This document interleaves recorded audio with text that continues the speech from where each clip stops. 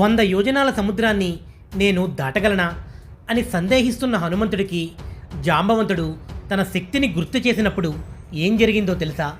మనలో ప్రతి ఒక్కరి పరిస్థితి కూడా ఆ హనుమంతుడి లాంటిదే.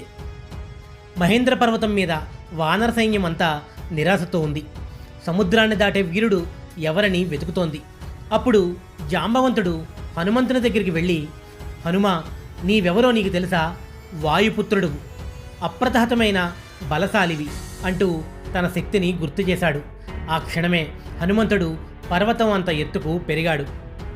సుందరాకాండలో ఈ ఘట్టం మనకు నేర్పే గొప్ప పాఠం ఏమిటంటే, ప్రతి మనిషిలోనూ అపారమైన శక్తి ఉంటుంది, కానీ భయం, సందేహం అనే మేఘాలు ఆ శక్తిని కమ్మేస్తాయి.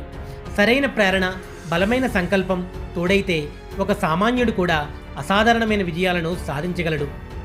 మిత్రులారా, మీరు కూడా మీ సామర్థ్యం మీద అనుమానంతో ఆగిపోయారా? కష్టాలు చూసి భయపడుతున్నారా?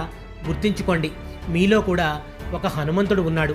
రామనామం లాంటి ఒక లక్ష్యాన్ని మీ మనసులో నింపుకోండి. అప్పుడు ఏ సముద్రమైనా సరే మీ కాలు కింద చిన్న గుంటలా కనిపిస్తుంది. మీ శక్తిని మీరు నమ్ముకుంటే విజయం మీదే. జై శ్రీరామ్, జై హనుమాన్. ఇలాంటి మరిన్ని వీడియోల కోసం ఛానల్ని సబ్స్క్రైబ్ చేయండి.